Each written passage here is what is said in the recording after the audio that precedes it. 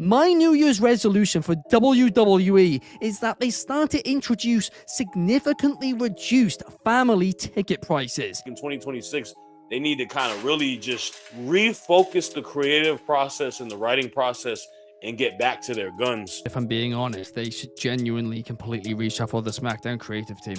I'd honestly reshuffle 75% of it. Bianca Belair, I hope you're healing up, and we really need you on the Blue Brand because I don't know if I can watch the show without you. I don't think if Bianca Belair was there, it's any better. This SmackDown creative team, it's diabolical. If you sold yourself thinking it would be someone from another company or who's potentially a free agent, I think that is something that fans got to lower their temperament a little bit. Yes. Suddenly, we can talk about this faction as, okay, it's the next Shield. It's the next Evolution. Austin Theory is back. He was the Masked Man. I'm delighted. The next John Cena in my eyes. We will have to wait and see if that does happen, but we are going to be talking about if the Masked Man reveal was a little bit underwhelming, as well as talking about a lot more on today's show on New Year's resolutions as well. But you are watching the Wrestling Republic weekly podcast. I am Ben Allison, and joining me today is not Clark Taylor, because right now he is away, but he will be back very soon. But instead, Shad Tawks, Graps. How are you, Shad? What's going on, Ben? Yes, we got another two-man show. Clark is doing some good old traveling this weekend. You know how it is during the holiday time. So we'll have them back for the holiday week. Hey, I'm excited, man. We got some jam-packed topics. So let's just go right into it. Absolutely. You are right. Let's just jump headfirst right into the water, just like Austin Theory went right ahead and took the mask off this week on Monday Night Raw. A lot of fans disappointed. Let's say it how it is. A lot of fans were saying this moment was underwhelming. A lot of people expected it to be Chris Jericho, which I did think was a little bit ridiculous. But Shad, I've been vocal that I was delighted this was Theory, but I want to actually get your take. Was this underwhelming? I wouldn't say underwhelming. And this is the issue with criticism in regards to professional wrestling, because there isn't a happy median. And to say it was underwhelming is a little bit far-fetched, in my opinion. This is somebody that has been off of TV for quite a while, so it is a surprise, even though we have been kind of alluding and knowing that it's him just off of the, structure of his build compared to the masked person on the initial moment at War Games.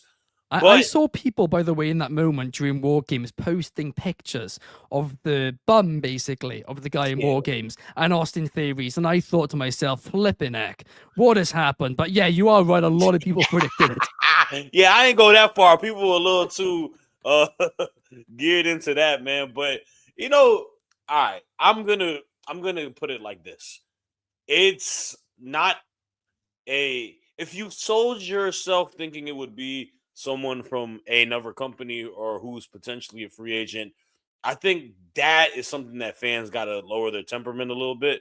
Yes.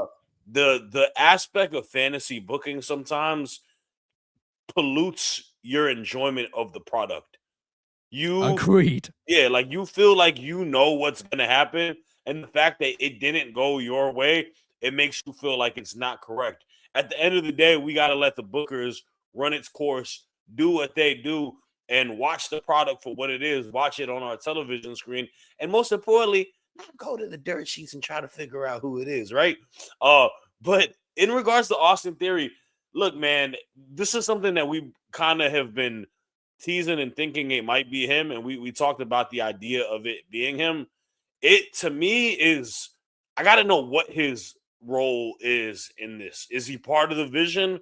Because to me, if he's part of the vision, I don't love it as much because I feel like they're a loaded team, and I feel like he becomes potentially maybe like the fourth most important guy on the faction. Not saying he's the worst guy on the faction, but Braun Breaker has established himself at the top of the card, right? They've done a great job building him up. He's got a big match against CM Punk for the world title. He's in a great position. Bronson Reed has a win over Roman Reigns. just like Braun Breaker, they have really done a great job building him up, and he feels important. And then you got Logan Paul, and I'm not a fan of Logan Paul, but I can't be, blind to the fact that he is a very popular figure in the team. Mm, He's probably the most popular out of the bunch on the team. easily. So to that, I don't know where Theory kind of fits within the faction. He does feel like a bit of an outcast. If Theory is doing this on his own, if Theory is a bit of a mercenary where he's just going on and attacking everyone to kind of build himself and really just be raged out and angry, I would have a little bit more interest in it just because it would go into the mindset where it's like you guys have kind of like if I was to get the book right, the whole aspect. What's the knock on Theory?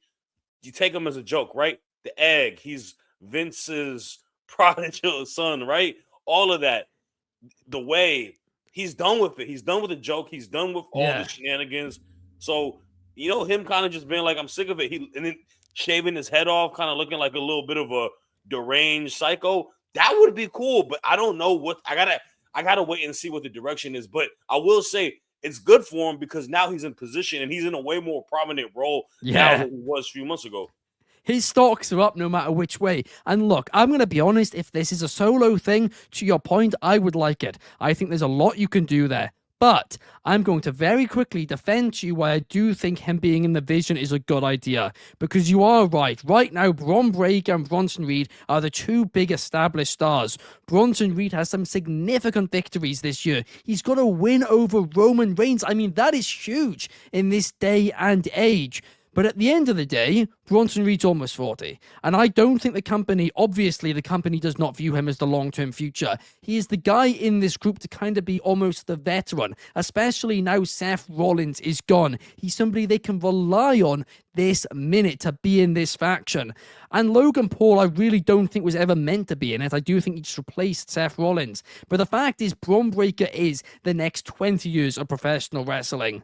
Logan Paul, I think, is probably the next 10 years. I don't think he's going to be doing this until his mid-40s. I just don't. Bronson Reed is the next 5 years. Maybe 10 years pushing it, right? Austin Theory, just like Braun Breaker, because they're actually the same age, is the next 20 years. He truly, truly is. This is a guy who can main event WrestleMania so many times if he can get over. And I think putting him in the same group, especially at this young age, with Braun Breaker, with Logan Paul, two guys who are going to be main eventing WrestleManias for the next decade plus, I do think this is a great move because suddenly we can talk about this faction as, okay, it's the next Shield, it's the next Evolution. Because before, when it was Seth Rollins, Bronson Reed, and Braun Breaker, I was like, yeah, okay, great faction. But this isn't the Vision. I mean, what? Is Seth Rollins suddenly got short-term vision or something? Can he not see very far? Does he need some glasses? Because this man cannot see. I mean, 2/3 of the Vision is going to be retired in 10 years' time. That's not much of a vision. That isn't like the Evolution. That isn't like the Shield. But suddenly, Shad, this is the future. So that is why I like this move. And he can take the pins for the time being. They need a guy to take the pins. He can do that. And even still, it'll be better than him being Grayson Waller's lackey. So, all right. To that point, right? Don't you feel like Theory, similarly to like Carmelo Hayes, I'll use him as an example. Okay. I think both of the criticism towards both of them was like, well, what are they doing with him, right? They got him in weird comedy aspects. Pseudo similar storylines. Grayson Waller and The Miz to me are very similar type of superstars. They were in tag teams. We were waiting for the tag team to break up and kind of go from that. And now we see what Carmelo Hayes, he's gradually become a good babyface hand. The fans are backing him. I think Theory could have got to that if they continued for it. And I think that could have been a good direction. They're pivoting completely in a different direction. And my only fear is this, man. Is there a little too much dip on the chip? Because the Vision the weight is on their shoulders. Going into 2026, they have to be the cog that makes this wheel run on Monday Night Raw. Yeah. And that is a tall task. And you're giving a task to, like you mentioned, a lot of young, talented guys, but in experience, is also a factor. The roles, like how they do with the role, like Paul Heyman's really going to have a big coaching job at making these guys feel impactful.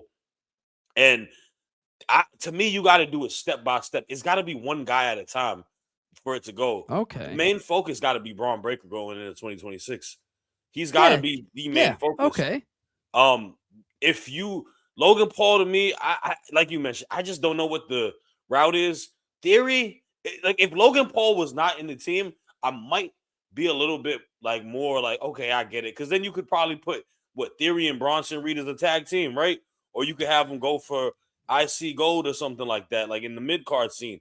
Like that could have been a little bit to it. But to me, like it feels like there's just a lot of guys, and I make the same like it's my thing. It's not as bad as the Callis family, obviously. But it's no, don't compare the two. They're different. I'm not comparing. Well, hold on, whoa. I'm not comparing the two. I feel like there's a little bit of a difference because the amount of people in it. But I just gotta wait and see what happens. But I don't know if he's gonna be part of them. Part of me feels like this is another pivot. I feel like this is allowing Theory to kind of, because to me, I feel like Raw needs some legitimate upper mid card guys for that. And he could be that. He could be that. I do think he could be that. Even in the vision, either way, he could. But then, like, they're going to take all the titles. I've been going back and forth at whether or not I should say this for the last 2 minutes. I'm going to actually say it. I'm going to break one of my own rules here at Wrestling Republic purely because the time's now gone past and it hasn't happened, right? We're spoiler free. This happened. It was meant to happen weeks and weeks and weeks ago. It obviously did not happen because Seth Rollins got hurt. Braun Breaker and Bronson Reed were meant to be tag team champions by now. Okay. It was meant to be Seth with the world title, then with the tag team titles, and Theory was meant to join the Vision. That part was always meant to happen here. So I do think the plan is probably going to be now Braun Breaker in the world title picture, to your point, Logan Paul and Bronson Reed going for the tag titles, and maybe Theory going for the IC title? I mean, I don't know, though. Because he'd have to win it off to Tom. Yeah, I mean, I could see that. I could very well see Logan Paul. Yeah, I think Logan Paul and Bronson, that's I would rather see Theory and Bronson Reed as a team. I don't know. I mean, it could be that too, by the way. It easily could be. They could go either way with it. They could do Logan in Theory, really. Nah, don't do that. I don't want to see that. I don't want to see that. Bronson got to be the tag champion, one of the two. To me, I think Theory, like, okay, if Theory is like from what his facial expression was last week, it looks like he's a lot serious, right? And he seems like he's not going to be talking a whole lot. Like, it's funny, a lot of people call him Daniel Garcia light after all of that. No, don't. He's a better talker than Garcia. I'm sorry. And he's a better worker for a WrestleMania WWE style than Daniel Garcia. And I want to also preface this. I have no issues towards Austin Theory as a in-ring competitor. I think he is actually one of the most underrated guys on the roster as a worker, and he is one of the best sellers in the WWE. That guy knows how to make other people look really good. That's why I do feel like he is going to be the fall guy for it. Like, which is fine. I don't know. Yeah, remember who was the fall guy in the Shield?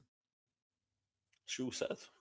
Seth Rollins. Yeah, Seth and you mentioned a second ago at making one star at a time, and I agree with that logic. And look at how the Shield did it. Dean Ambrose was the guy in the Shield. The Shield breaks up. Coming out of it, Seth Rollins was the guy because he was the one who did the turn. But who eventually was the guy? Roman Reigns. And then they all were the guys at the end of the day, right? I mean, maybe it didn't work out for Dean Ambrose as well as they hoped in that company. But they could do the same thing with the Vision, whereas Braun Breaker's the big name now. Then it kind of goes to Theory or Logan Paul, and then it eventually goes to the other one. But at the end of the day, all of them are big names. Who's the one that's going to pop off and be the most successful. Like, literally, like the Riot Squad. Everyone thought Sarah Logan was going to be the main attraction. Or not Sarah Logan. Ruby Riot. Ruby Riot. Sorry. Yes. Yeah. Sorry. I think you meant Sarah Logan. I was like, no, Ruby Riot. Nobody predicted that. Nah, not Sarah Logan. Sorry. Ruby Riot. I mean, even with, if you want to go NXT, Toxic Attraction, nobody thought JC Jane would be the lone soldier being of the biggest NXT champions this year. So, I mean, it's kind of how the dice rolls, man. Like, there is a, pun intended, there's a vision at in the forefront for it. So, I'm Look, man, I'm not going to do this, though. I'm going to be very in the middle about this because I don't want to be the guy to say Austin Theory is not good. Salute to my bro, Anthony Ricciardi. He has been going very vocal this Terrible week take.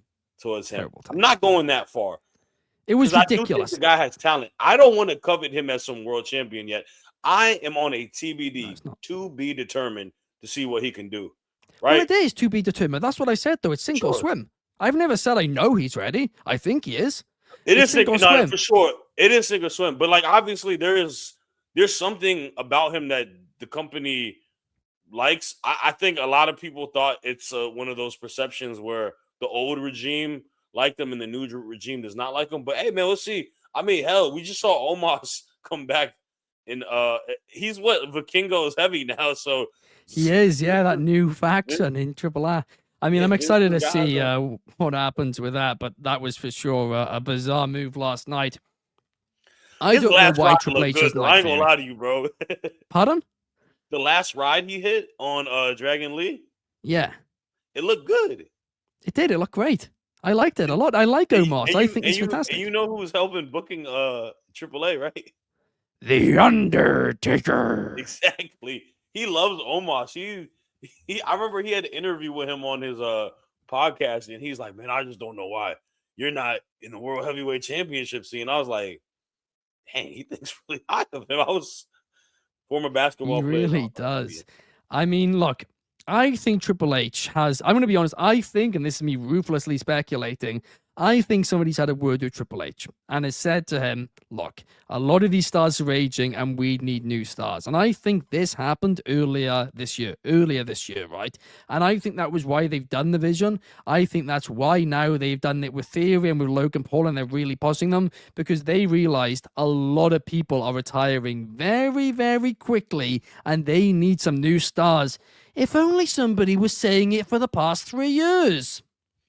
But they have eventually caught up, and I think that is what they are doing now, thankfully. So hopefully they are going to be fine. But let's put ourselves in their shoes for a second, Shad. Let's do some New Year's resolutions for not only WWE, but also AEW. And I'm going to go first when it comes to my New Year's resolution for WWE, because my New Year's resolution for WWE is that they start to introduce significantly reduced family ticket prices. And the reason for this is it is a long-term investment. So many professional wrestling fans get into it by attending events as kids. And right now, with the ticket prices as high as they are, the average family cannot afford to go to one. And yes, right now, TKO is making bucket loads of money. Great news! In 20 years' time, there's going to be very little fans because they are no kids or very little kids. The only people who are able to attend is kids of really, really rich parents a lot of the time. They're the only ones who really get to go to these things. And that is very disappointing. And I do think it's going to be a major negative for WWE long term. So what if they said, okay, well, let's say if you want to go and you're under 16, you're under 14, whatever, you can have a ticket for half the price as long as you're going with an adult who's paying the full price. That way it'll be significantly reduced and will be a long-term investment for them. Shad, your thoughts? So I had the utmost pleasure to attend Cena's last match last weekend, right? And I got to meet so many wonderful people. And there was one family that we got to talk to in the concourse, which was a grandmother and her grandson. And, she was just talking about like, oh, yeah, this is the Christmas present. We all chipped in for him. The whole family chipped in so he can have this Christmas moment, And she's like, it was a pretty penny, but we had to do it. And to that, man, it really, your point, man, it makes me sad because it makes it so scarce for people because there's a lot. There was plenty of children in attendance and whatnot. And you had that moment, but this was John Cena's last match. This is John Cena who is, big on giving back and being the hero to children. It should have been filled with more kids, right?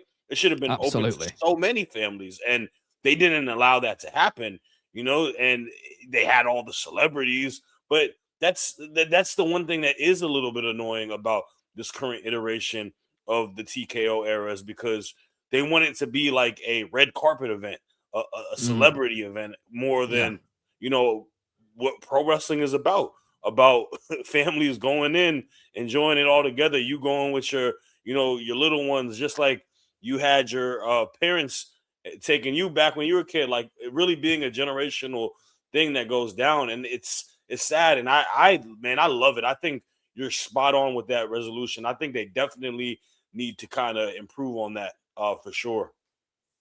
I mean, I was actually having an argument about this the other day on Twitter with, professional wrestling journalist Dave Meltzer, who was strangely defending it. I'm going to be honest, I was a little bit thrown off. But what he, and what I don't think TKO understands, is that there's a difference between WWE and UFC, because a lot of WWE's fan base are kids, firstly, but secondly, the adults who are WWE fans, for the most part, are people who kind of got back into it because of childhood nostalgia, right? And that's not the reason they love it, but it's part of the reason they love it. Whereas UFC, I do think, is a little bit more of a grown-up thing.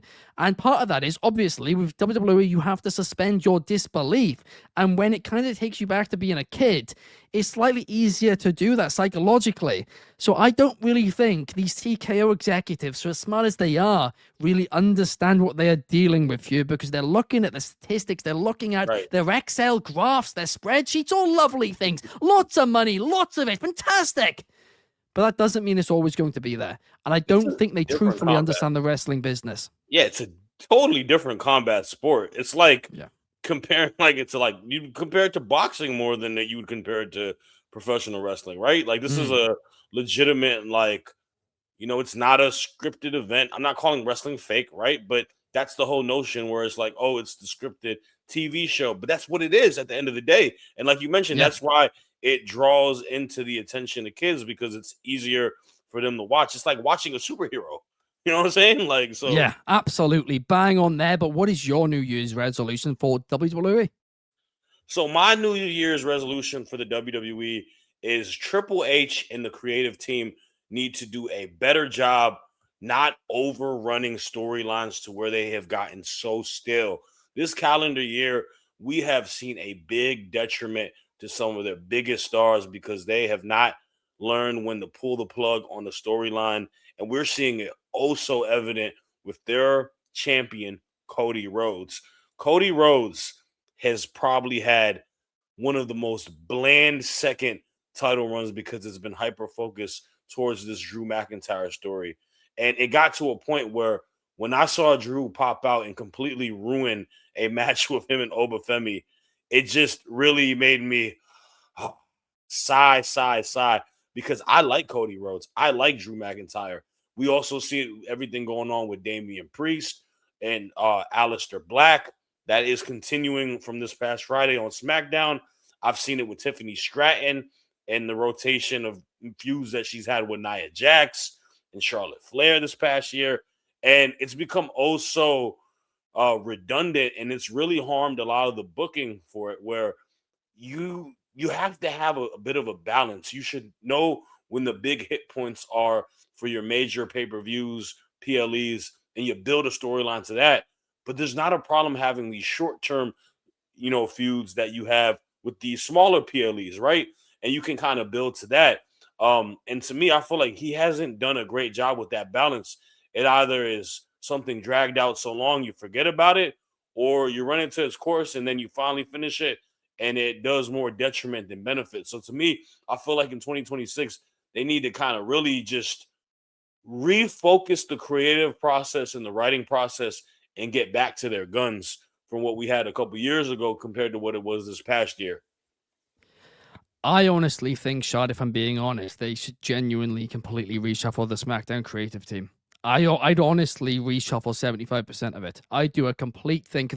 The show at this point now has gotten so bland that I think it needs a major shakeup. And that's what needs to happen. It needs to happen in, boardrooms. It needs to happen in sports teams. It's a way of life.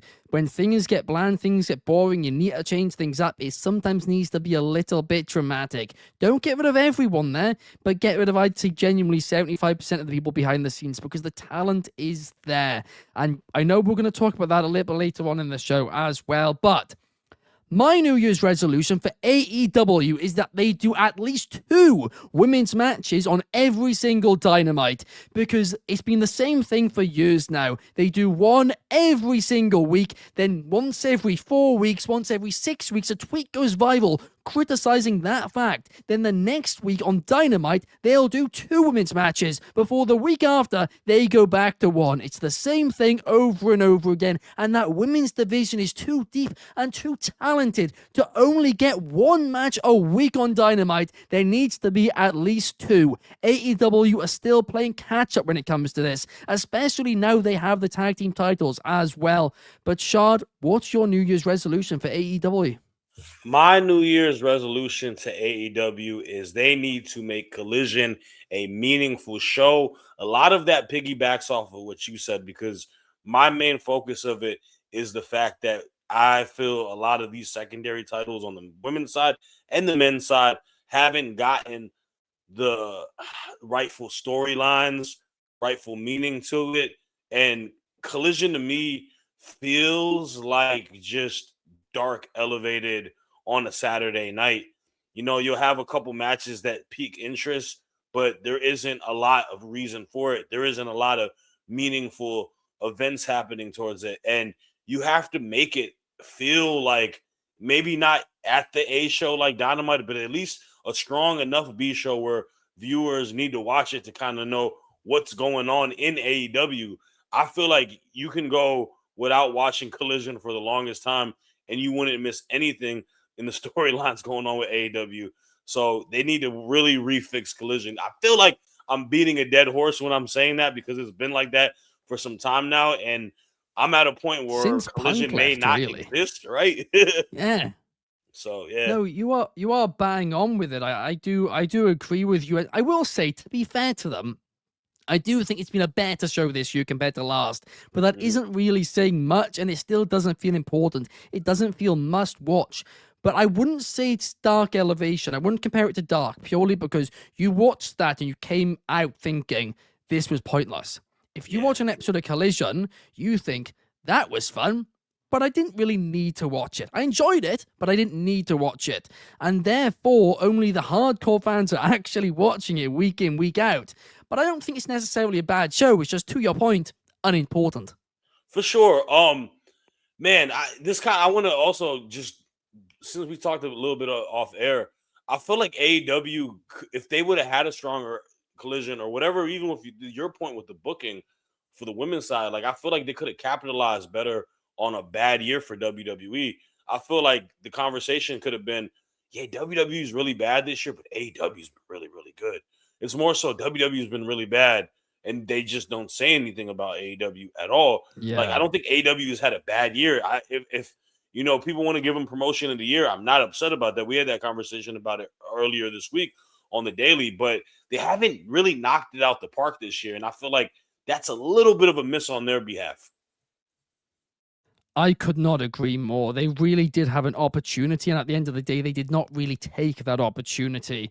But I want to actually talk a little bit more about AEW actually now for my take of the week, because my take of the week is the AEW World Championship scene is confusing me, and that's not necessarily a bad thing, but I am a little bit concerned about it, because I still don't understand why Hangman Page lost the AEW title to Samoa Joe, especially when now MJF has returned. I mean, he has to win this title. MJF has to win the title at Worlds Collide, because if he doesn't, I mean, I don't want to say he's done for, but he's pretty much done for. This man has done this entire thing about going back to his old self, returning to it, and it's been like a year storyline, which is finally wrapping up now, and if it concludes with him just not winning, it's going to make him look like an absolute fool. So I do think MJF is going to win the title at World's End. So I don't really know why Joe ever won the title. He didn't need it. The guy's at the end of his career. Hangman Page holding it until MJF came back, I think, is what they should have done. But I just don't really know what they're doing about all of it. I also don't really know why Swerve and Hangman are kind of friends again now. It's all a little bit bizarre. Now, hopefully they have a plan, and hopefully I'll just sit back, enjoy it, and say I was wrong. But I am worried. And that's all I will say at this time. But Shad, I do want to get your take on this.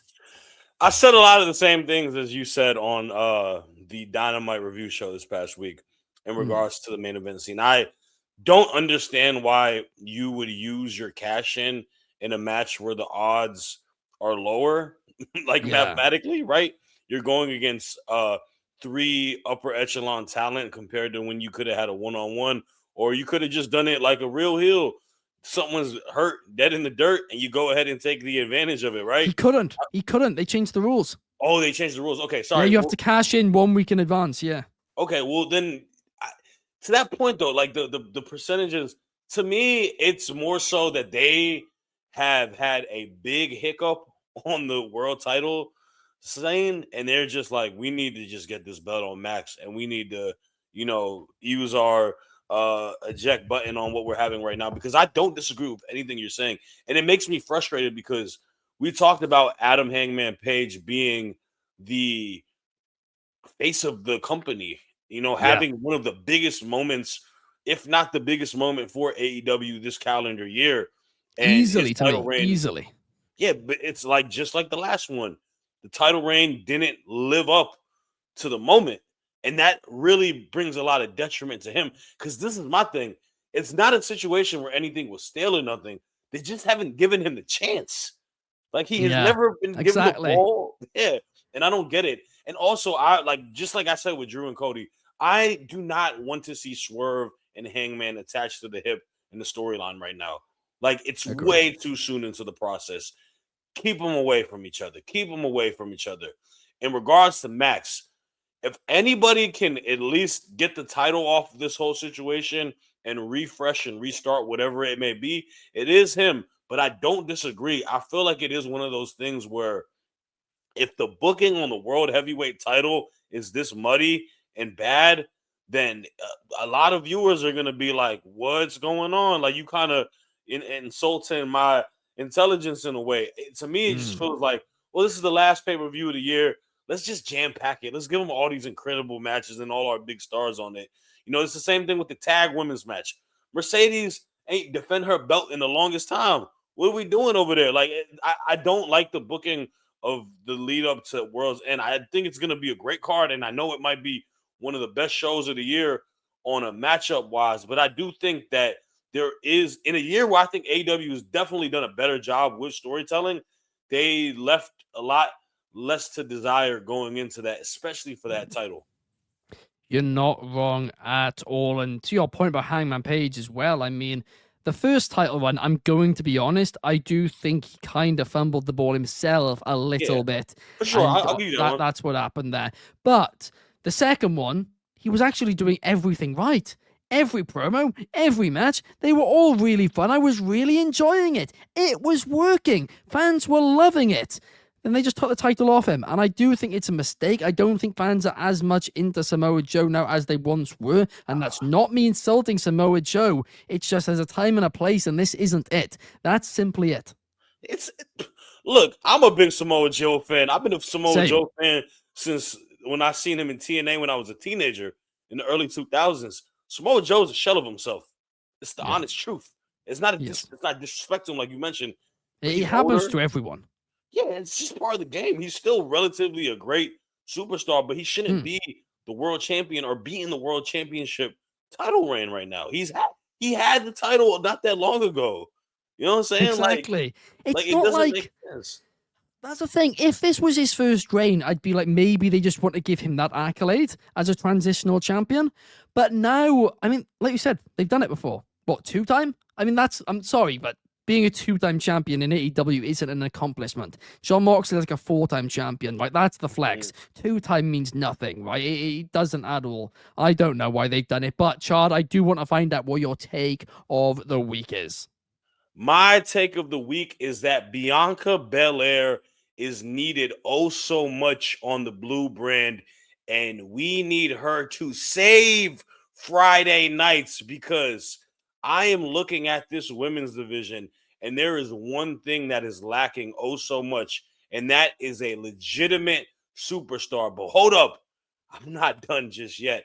I am looking at the men's division as well, And I'm thinking they don't even have a star that can hold enough weight to make you be like they have that superstar. So not only Bianca Belair helps the women's division, she helps the entire roster with her presence. And I want that to be known because Bianca Belair is a bona fide legend in the making, if not already. She is someone that holds so much star power, brings so much eyes and viewership into the promotion and into the company.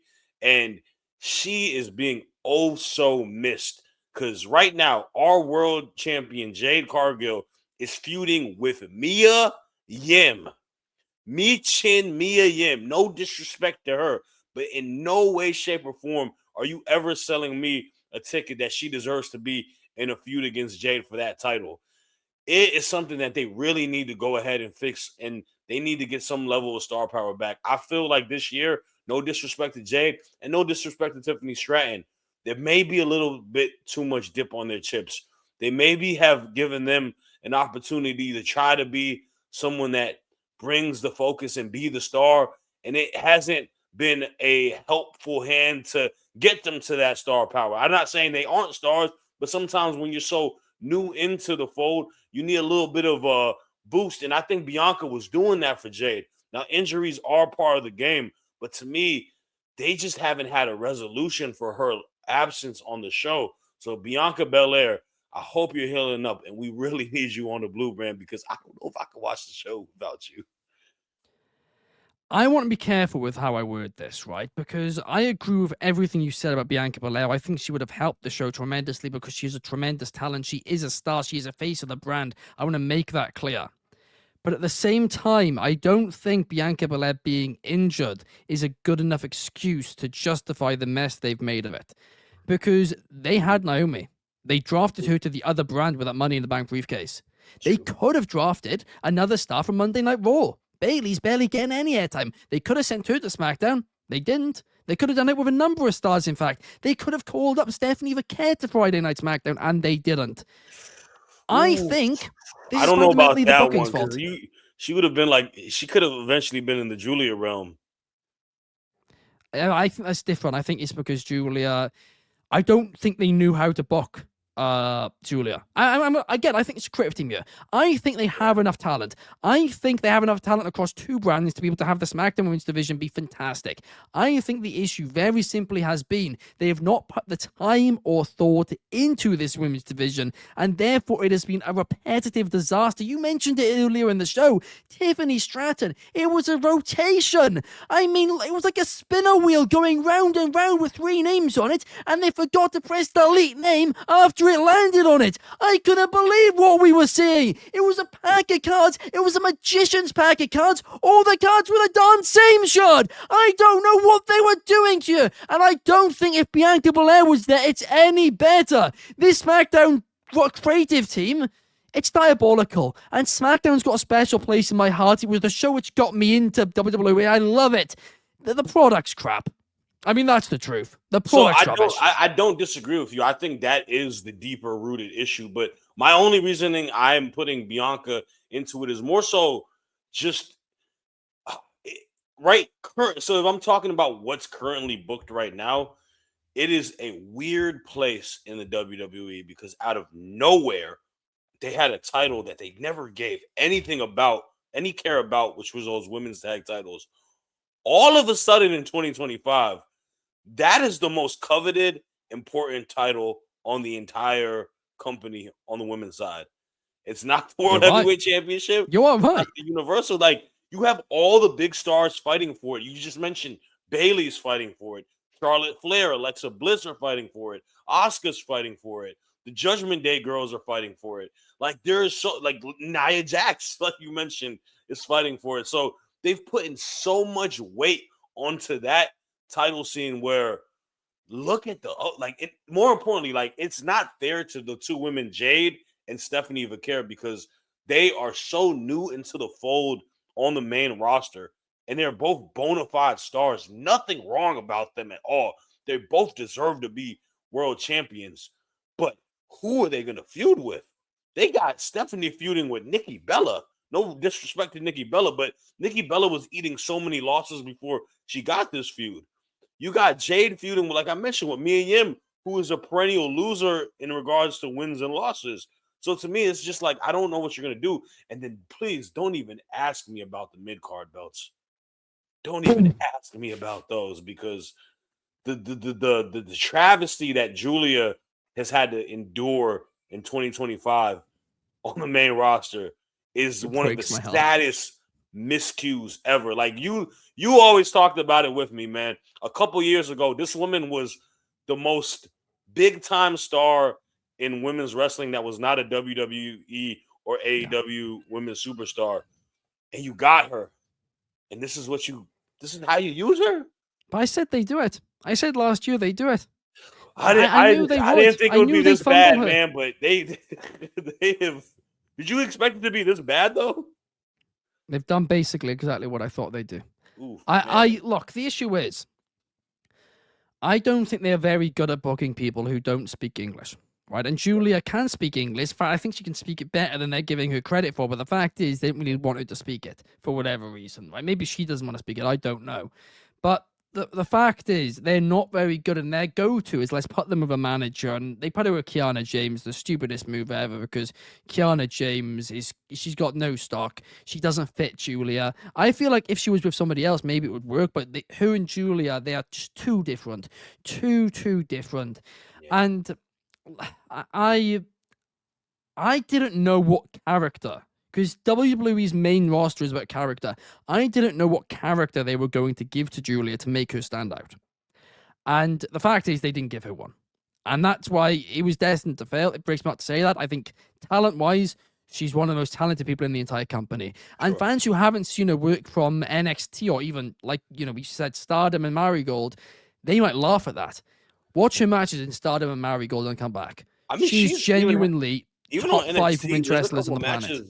Even on NXT, like I think her and Jordan Grace had one of my favorite women's matches last year. It was banging against each other, and yeah, no, I don't disagree. It's it's unfortunate, man. And yeah, I mean, and then who's the Maxine Dupree? I mean, no disrespect to Maxine Dupree, right? She just got the title. I like how they've done that one. I do like how they've done that. So that's been the second most important title, I'd argue. You're right, because Becky had it, and then no, you're right. So, but that's the thing. They've given Maxine Dupree a legitimate storyline on the rise to get the title. Yeah, an actual character. Yeah, and now they got the title back on Chelsea Green. She's about to fight with Sol Ruka on Tuesday. Like she's doing, like, Chelsea Green is incredible, but she's like, do you know what, Shad? What up? I genuinely forgot Chelsea Green had even won it. I think that tells you the state of this. Yeah, she beat her. I remember a couple weeks ago. Yeah, I completely forgot. I mean, that sums it up, doesn't it? I mean, it's absolutely look, I'm not exaggerating. 75% of this creative team needs to reshuffle on SmackDown. I'm not saying I don't want anybody to lose their jobs. That's not what I'm saying here. But the fact is, this puzzle with all those people put together, it doesn't work, right? They put a puzzle together, and I mean, it's a 6-piece jigsaw puzzle. It takes us 5 seconds to work out, and then after that, well, just looking at it, it's a bit boring. They just, it's hard to watch, and I don't like complaining. I really don't, and that's what sucks about it. But I mean, right now it's so clearly the B show. In fact, it's worse than Monday Night Raw when it was the B show a couple of years ago. It's so much worse. It absolutely sucks. Change is needed, and I do think it needs to be drastic as well. But enough about the bad. I don't like complaining, like I just said. Let's talk about the good for a second, because it is time for our faction of the week. Okay, so now it is time to get into our faction of the week, and I'll kick us off with my match of the week, because my match of the week is from CMLL, because they had a fantastic card this past Friday. Make sure you check it out. But there was one match especially, which I just sat back and watched this morning, and I loved it, and that is Mascara Dorada versus Mike Bailey. These two went flip for flip, counter for counter, move for move. It was incredible. It was very much a Lucha Libre match, right? If you're not into that, you're not going to like the match. But if you are, this was a delight to watch. The chemistry between the two was just off the charts. It truly was. And Mike Bailey kind of was more of the heel in this situation, as you'd expect. And that's not a role which I don't think is necessarily suited to that role, but it's a role that he played very well in this match. So that is my match of the week. But Shad, what is yours? Yeah, I'm gonna stay in Mexico, but I'm going to go with the other promotion, and that is AAA. Javon Evans versus Jack Cartwheel versus Laredo Kid. They had a banger triple threat match. Like, I think all three guys showed their undeniable athleticism. Man, it was so fun. A lot of, just fighting to the will, breaking up the each person. Like, it felt like a good, authentic triple threat match where everyone shined. And yeah, man, it was great. So I had that. Fantastic shout. In fact, I thought that match was tremendous as well, so much so that my standout of the week is somebody from that match, somebody who I do think is going to be in NXT very, very soon.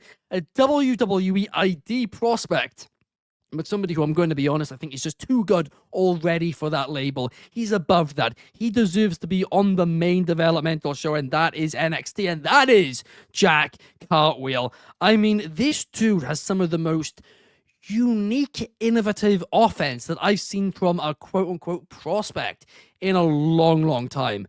This guy, I mean, actually, strangely enough, the person who I'd compare him to the most is actually Mike Bailey when it comes to actually innovative offense, right? Stuff you don't see every day. And I thought, wow, this guy, I mean, he was in the ring with Javon Evans and Laredo Kid, and he stole the show. Big, big praise. Who is your standout? So my standout is from your match Okay. of the week, and it is Mascara Dorada, man, because this guy, like you mentioned, had an incredible match versus Speedball this past weekend, but also he has been such a treat to watch in the Continental Classic, and I really liked his match against Orange Cassidy as well this past week. So I thought he had such a great week, man. Mascara Dorada, he's someone that's just building so much momentum. This has been a great year for luchadors too. Absolutely. And the craziest part about him is he doesn't turn 24 until 3 days' time. This guy is super, super young. Crazy. He probably will be up there for like one of the best, if not the best luchador in the next like 5 years. If he keeps going at this pace. So yeah, kudos to him, man. Yeah, absolutely. I mean, look, if he continues on the trajectory he's on, this could be the guy. Although, again, I'm going to be honest, reminds me a lot of Dragon Lee at that age. And look where he is right now. So, look, True. My advice to him, and I love WWE. You guys know me. My advice to him is don't go anywhere near there right now. I mean, maybe now they got AAA, that would be different or something. But I mean, I think he's doing great things in CMLL. I'm loving him over there in the crossovers with AEW. That dude has made a lot of fans, and I do think that is the right place for him. But up next, I am going to go talker of the week, and I'm going to go for a returning MJF. A lot of people didn't like this promo. A lot of people didn't. A lot of the internet did not like the Diddy reference, and I understand that. I understand the issues with it. I thought it was a good heel promo. I'm sorry, I did. I thought he did his job, and he did his job well. And I sat there for that promo, and I was listening to each and every single word he said. And after it, I was excited to see the pay-per-view, to see that four-way match. That is the fact of the matter. So he did his job. Promo of the week for me. What's your pick? Yeah, it's MJF. Pretty much for everything that you just said. He did his job. He has made me excited for the main event title scene because I want to see him win it, and I want to see him get back to that level of superstar that we love MJF to be. The guy is so darn good at talking. Like, he's like, I said it on Thursday, there's just an island right now of wrestlers who are just good open mic, live cutting promos, and it's really him, Becky Lynch. Like, I think those are probably the two best that can just go ahead and cut. And they were both in Happy Gilmore. CM Punk too. CM Punk. Punk too, for sure. Punk. Honestly, I will say this, honorable mention. I think Punk had a very good promo on Monday as well. He had a really good promo, actually. Yeah. Any other week, Punk would have won. So yeah, no, for sure. So he definitely, like, I went in after Raw. I was like, man, he's gonna win Talk of the Week. But then when surprised, I didn't expect Max to come back, and I saw that, I was like, oh yeah, he got it this week. It's all good. Yeah. Punk will get it another time. But up next, Tag Team of the Week. Another poor week for tag team wrestling, especially in WWE. I mean, a tag team DQ in the main event of SmackDown. What were they thinking? I don't know. DIY losing to Dragunov and Mello, who aren't even a real tag team. What was going on there? All of that, I mean, a lot of question marks essentially, but at the end of the day, I am going to give Tag Team of the Week to two WWE superstars, but one's in AAA, Rey Mysterio and Rey Phoenix. I mean, look, I understand, of course, it was meant to be Penta in this match, of course, not Rey Mysterio, but even still, this match was a lot of fun to see, and hopefully Dom is okay, because there's some rumblings today he might have injured his shoulder. I'm really hoping that's not the case. Yeah, I hope he's good. I hope he's good as well. I'm gonna go to SmackDown real quick. Last Legend and Nia Jax. Okay. At least So you're not going DIY. I hate when tag champs lose, but to me, I will give this credit. Last Legend and Nia Jax has potential to be a very legitimate force for the tag division, and that is a tag team I don't dislike because I think they are both just phenoms as how tall and strong and dominant that they are. But also, I love the dynamic, and I like the ring gear that they had. They were matching Christmas. The theme. Christmas, it was great. It was great, man. So give it to Lash and Nia. The reason I like this tag team is because, I mean, she did it with Tiffy as well. Nia needs to start getting some credit here. But this is helping somebody get elevated into a single star from NXT. That is ultimately the purpose here compared to just putting two big stars together. You are so right. She's such a glue wrestler. Like, she's so good at working with people, from when it was Alexa Bliss to, like you mentioned, Tiffany to Lash. I think she's definitely so underrated, man. Nia Jax deserves a lot more praise for what she does in that company. Like, yeah, I agree, man. That's a good call. Absolutely. Up next, show of the week, a little bit of an easy one. Actually, it's not an easy one. It was an easy one to pick a show from Mexico, but there was two great shows in Mexico, so I was very divided on which one I was going to pick. The one I'm going to go with, though, is AAA, right? I'm going to go for AAA Guerrera, Guerrera de Titanes. Nailed it. I mean, that's a lot better than whatever I just said, honestly. I mean, fun fact, I used to actually speak a bit of Spanish, and I used to go to Spain every year when I was a kid, and I had Spanish lessons. So at one point, I could probably pronounce that. Not anymore. But what's your show of the week, Shad? Yeah, I'll make it easy for you. Same thing. I thought it was actually really fun show. I watched it live last night, and I thought overall it was great, man. I really liked that is the most fun I've had watching the Wyatts do anything. Was against that was fun. The Clown Posse team. It was a fun, overbooked match, man. I loved it all. I love the theatrics and everything that they had in AAA last night too. So yeah, I got that as my show. And Omos returned. Oh yeah. Big return. And also the three-way match we talked about earlier on. Yeah. I mean, that for me was the highlight of the show. I mean, look, that's the one benefit of this partnership, and also the TNA stuff. And I kind of hope we see more of TNA as well, where we just see people like the Wyatt Six, who, yes, are doing stuff on WWE television, but it's a little bit, in the words of MJF, mid. Whereas then they can go over during these storylines to other promotions and just have a little bit of fun. And that's what that was. So a fantastic shout there as well. Promotion of the week. It's during the Continental Classic. They had quite a few great shows in the United Kingdom. It has got to be AEW. What's your pick, though, Shad? I agree. I think AEW has had such a strong week. And like you mentioned, man, just being out there, fans being super hot for the crowd, and just delivering so much high-quality matches on the jam-packed Dynamite and the Collision. Give it to AEW. Fantastic shout. As for Women's Wrestler of the Week, I'm going to go Mercedes Moné because, yes, she lost the Rev Pro Championship on an episode of Collision in the middle of the card. That's a rant for another day. But she did win a massive match in Dynamite. She won that. And also, she had a match in the United Kingdom as well earlier in the week as well, where she defeated Rio. So I do think she has 3 matches 1 week. Mercedes Moné has to be my Women's Wrestler of the Week. What's your pick? My women's wrestler of the week is Thea Hale. With the biggest upset, the biggest It's not an upset. It's a mess potential up. botch, whatever it may be.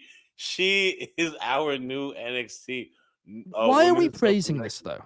Because Ignacio on the daily broadcast just now said this was the 10 best moment of the year. Does Thea Hale deserve this title? Absolutely she does. Not denying that a tremendous talent, going to be a very, very massive star for WWE in the years to come. She's very young as well. Very, very young. I think she's only 21. Here's the thing. She made a mistake. She covered, which you're not meant to do when you have long hair in wrestling, she covered the arm of Blake Monroe. Blake Monroe also made a mistake because she should have identified that fact and really pushed her off her. But Blake did kick out. Then the referee made a mistake by not, using her eyes. But it was hard to see because Thea Hale's hair got in the way a little bit, like I said, which was Thea's fault. Call it a mistake. In the words of Bob Ross, I call it a happy accident. She is our new I love champion. the positivity, but I think... She's our champ. You got to give it. I'm giving her my women's wrestler of the week. Hell yeah. I like her a lot, but I don't know. I think Blake Monroe has the right to be very, even though, like I said, I think she could have done a better job kicking out too. Blake Monroe has a real right to be very upset with both Thea Hale and that referee. Because people are applauding both of them. Both of them messed up significantly. I mean, that referee was in the complete wrong position. I mean, people are saying call up to the NXT, call up to the main roster now. No way. Wrong position completely. And Thea Hale, again, I mean, that's basics when you have long hair wrestling. You don't cover your opponent's arm because the referee might not see it. It's actually more so the camera doesn't see it, but in this case, neither did the referee. She is still my women's wrestler of the week after you said all of that. Well, as she won a belt this week. I mean, this hasn't been the strongest week for women's wrestling, to be completely Mercedes Moné had 3 great matches. Yeah, but we've given Mercedes. I can't give her every title in the world. I was close to giving it to Alex Windsor. I didn't really like her. I didn't like her and Alex Windsor as a match though on Saturday. I'll be completely honest. It disappointed because of the card placement at the time they got. That's my take on that one. Yeah, no, for sure. I agree.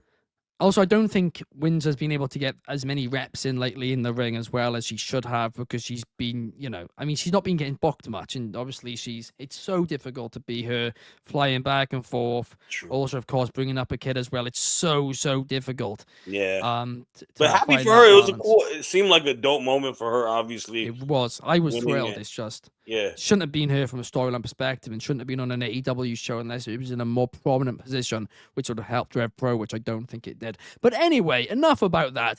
Up next, men's wrestler of the week, because I'm staying in AEW and I'm going for a man who had an absolute banger in the middle of the week against the Takeshita in the Continental Classic and then went and defended his CMLL World Heavyweight Championship this weekend as well. Claudio Castagnoli, second time he's won it this month. But Shad, what's your pick?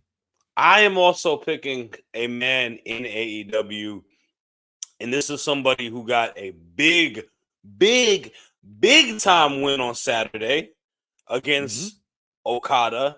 And this was a man who also wrestled this past weekend in CMLL and had a great showing. Like you mentioned, a babyface, but playing the heel.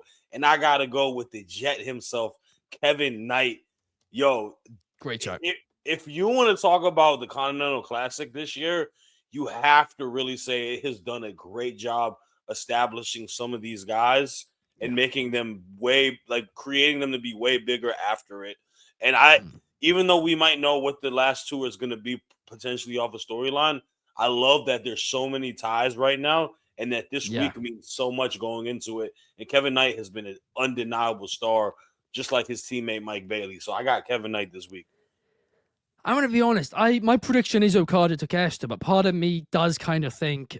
I mean, the big question for me is the fact that obviously the match is happening a few days before both Okada and Takeshita have massive matches at Wrestle Kingdom. I mean, Takeshita's defending the World IWGP World Heavyweight Championship in the co-main, and Okada is in the main event against Tanahashi.